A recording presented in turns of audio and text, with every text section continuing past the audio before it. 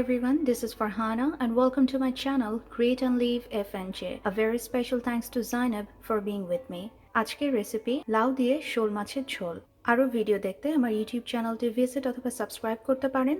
পরবর্তী video notification পেতে subscribe করবার পরে বেল চিহ্নটি ক্লিক করতে ভুলবেন না। এছাড়া আমার ফেসবুক পেজটি লাইক অথবা ফলো করে সাথেই থাকুন। প্রয়োজনীয় সবগুলো লিঙ্ক তথ্য সহ এই ভিডিও ডেসক্রিপশন বক্স এবং প্রথম কমেন্টে লেখা আছে। জানিয়ে দিচ্ছি উপকরণ। শোল মাছ ৫ টুকরা। আমি এখানে ফ্রোজেন মাছ ব্যবহার করছি। ফ্রোজেন মাছে সাধারণত তাজা মাছের তুলনায় একটু বিকট গন্ধ থাকে। এই বিকট গন্ধ খুব সহজেই আপনারা দূর করতে পারেন। আমার ইউটিউব চ্যানেলে এর উপর একটি ভিডিও আছে, আপনারা চাইলে দেখে নিতে পারেন। ভিডিওর লিঙ্কটি আমি এই ভিডিও ডেসক্রিপশন বক্স এবং প্রথম কমেন্টে লিখে দিয়েছি।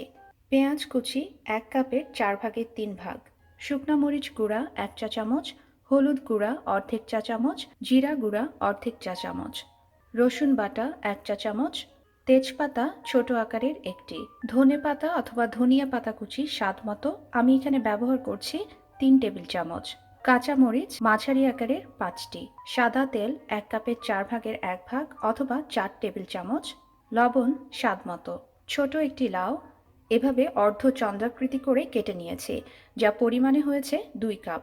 চুলার মাঝারি আছে তেল গরম করে নিয়েছি। এবার এতে দিয়ে দেব পেঁয়াজ কুচি, ছিটিয়ে দেব লবণ।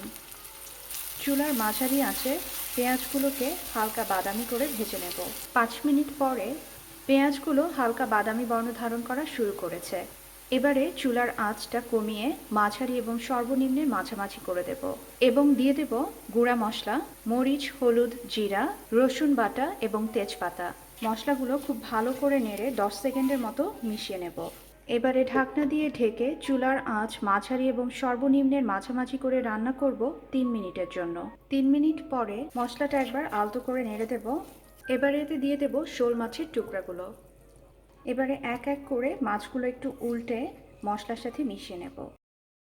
এবারে চুলার আঁচ মাঝারি করে ঢাকনা দিয়ে ঢেকে রান্না করব ৩ মিনিটের জন্য।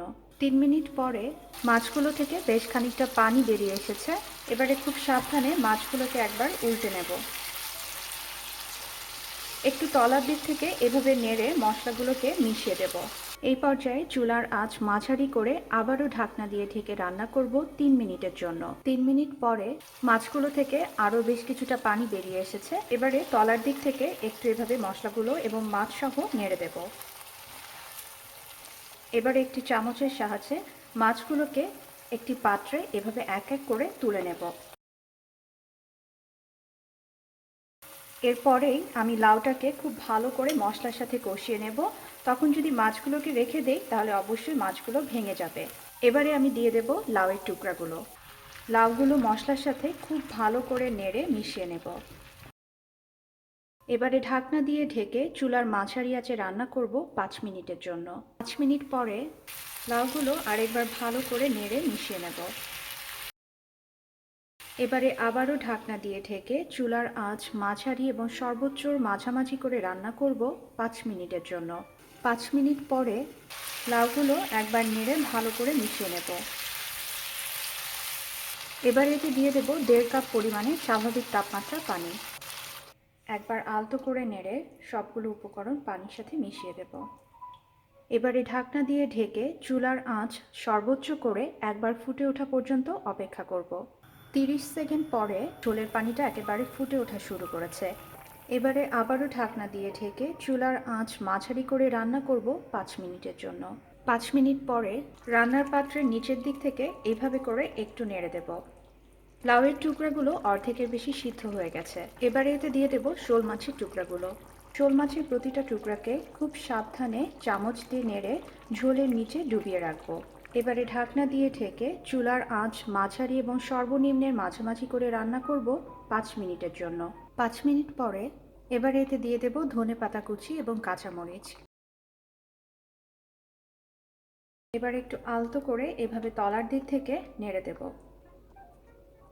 এবারে ঢাকনা দিয়ে ঢেকে চুলার আঁচ মাঝারি এবং সর্বনিম্নের মাঝামাঝি রেখেই রান্না করব ৩ মিনিটের জন্য। ৩ মিনিট পরে এবারে চুলার আঁচটা বন্ধ করে দিয়ে ঢাকনা দিয়ে ঢেকে চুলার ওপর থেকে সরিয়ে ৫ মিনিট রেখে দেব। রেসিপিটা যদি ভালো লেগে থাকে তাহলে অবশ্যই তৈরি করবেন, সবাইকে নিয়ে একসাথে উপভোগ করবেন। সবাই ভালো থাকবেন, সুস্থ থাকবেন। আল্লাহ হাফেজ।